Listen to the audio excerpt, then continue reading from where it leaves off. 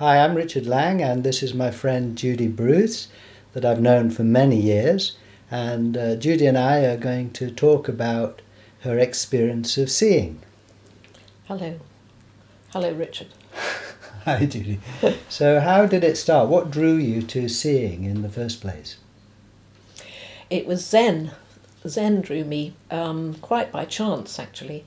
I was in Japan and I came across Alan Watts's book, The Way of Zen, which I read on the bullet train going to Tokyo. And I thought, gosh, this is something I really want. I want to be enlightened. So what year was this? How old were you? It was 1968. 68. Yeah. And I was 29. And I'd been travelling in overland to India and then Australia. I'd been in Hong Kong, and then I was just passing through Japan. But I read this book and it said meditate, and I thought, well, I'm in the place of meditation, so I better find a place to meditate and a master, and all that. So I changed my plans. And I stayed for 3 months in Japan, and I went to a monastery, and I was sitting, and the koan that I was given was the koan mu. What is mu? What is nothingness? What is nothing? Which I couldn't make any head or tail of. And I actually, during that time, I read Douglas's book on having no head and couldn't make any sense of it at all, because I had already got the idea that I must spend 7 years in Japan, learn Japanese, sit in the robes, and do all that stuff. And then I might be ready to get enlightened. But I came home for Christmas, intending to go back. And my friend Sarah, who I knew from the overland trip, she said, go and see Douglas Harding, he knows about Zen. She'd already met Douglas. She had, at the ashram in India. Tiruvannamalai.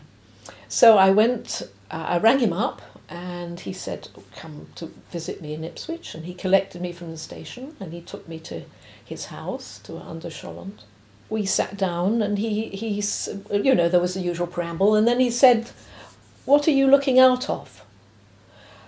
And there was this white-bearded, rather imposing man, and I thought, oh, he's gone off his head.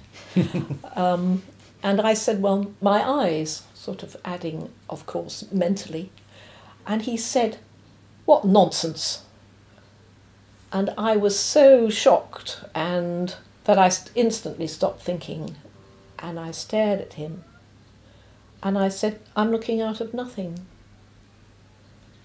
And then penny dropped, my koan.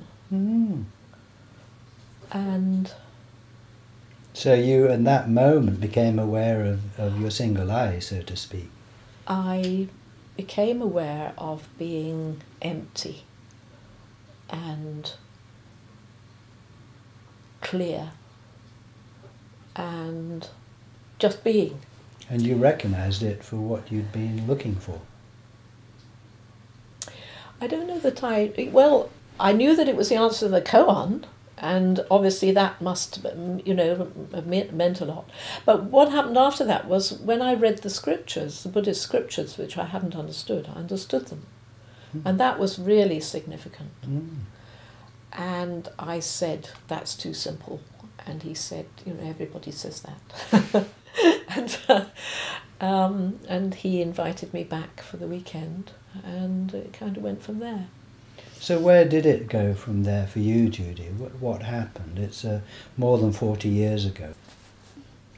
Well, a lot of things happened. I was still very keen on this idea of being enlightened, which I saw as being perfect, perfect human being.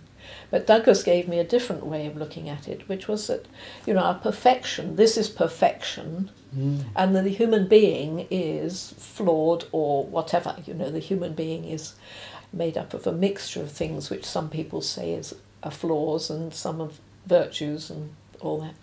And okay as it is. that was really important for me, this idea that here my true nature is perfect, without sin, really.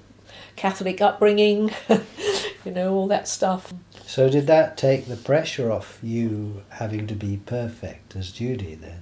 Absolutely, yeah, because Judy was all right as she is, and perfection doesn't lie in trying to make Judy perfect in herself. And that was rather significant for me because of my background and things about me. And has that continued to play its part in your life, a kind of ongoing acceptance of Judy? Well, yes. I think what I did was something that happens to people who get on the spiritual path quite often happens. I separated the two. Judy was there in the mirror, and I could ignore her, and I could just be my spaciousness and spaced out, hopefully.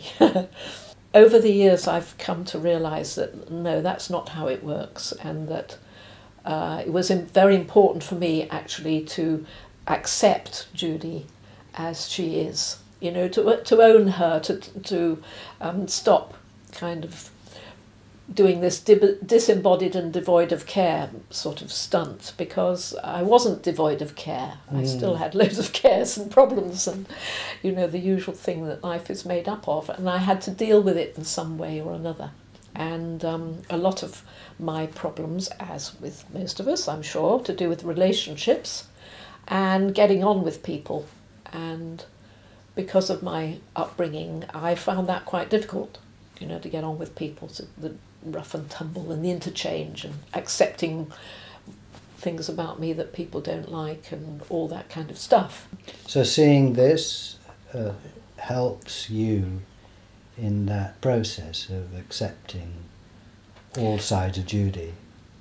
Well, eventually I came to realise that it was quite important to actually listen to what people say in my relationships, to listen to what people say about me, critical things, and to take them on board, and to actually realise that, yeah, okay, perfection might reside here, but in other people's eyes, perfection in this part, is not happening, let's say. In Judy? In Judy, yeah, in general lovingness, And so I had to listen to that. And Douglas was not keen on psychotherapy, and I would say that had been partly connected because it was a long time ago when he was sort of learning about psychotherapy. It's changed a lot, and I have done quite a bit of coming to talking to myself in the presence of somebody else and sorting myself out as Judy and owning me as Judy and trying to become effective in action, let's say.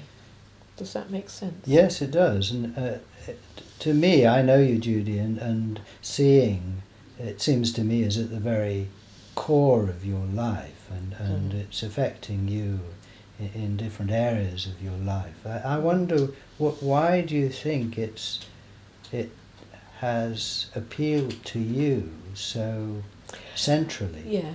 Well, there are two things. Douglas's two approaches to what we are, the scientific and the spiritual, the religious, just up my street. I mean, those have been the two paths, I suppose, that I followed. I was a biologist and then a teacher of biology, and I've always been very religious. I was baptised 3 times, and so I think that probably made it, made it stick.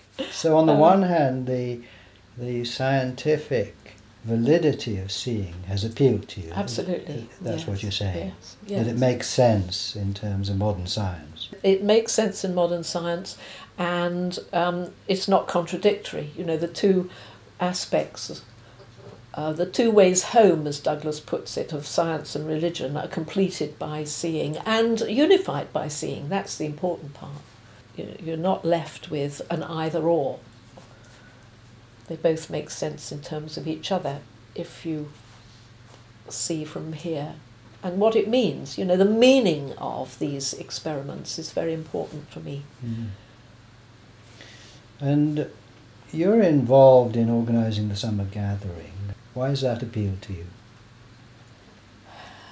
I've always thought it's really, really important that we should come together and meet together and be a community, yes, of people and reinforce, and it's, in my life, it's been very important in reinforcing and bringing me back, because I stray away and get involved in other things and get all muddled in my no head. And to get back to the sheer clarity of it.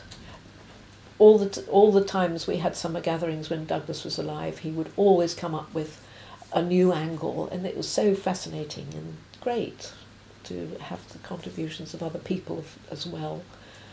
And now he's no longer here with us.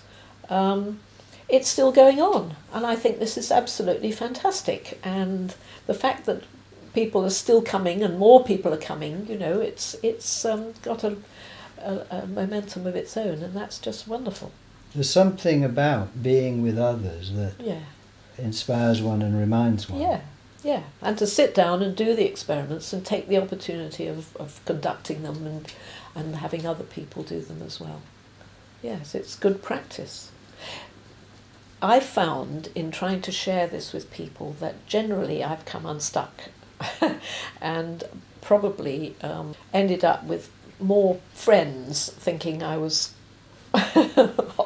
off the wall. A bit mad. Yeah, off the wall. So it's wonderful to be with a big group of people and do the experiments with everybody positive and getting a lot out of it.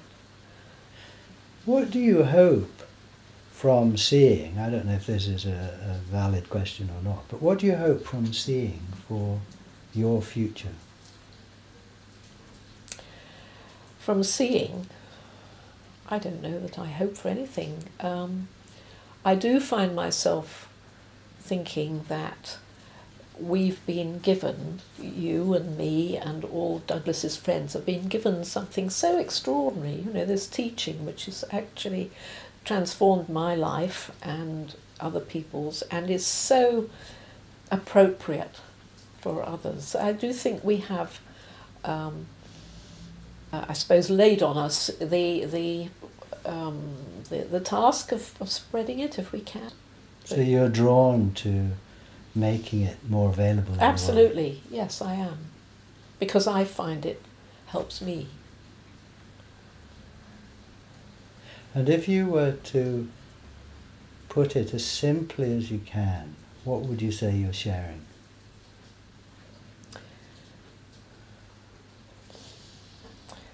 Who I am, who I really, really am. Can't say more than that, really.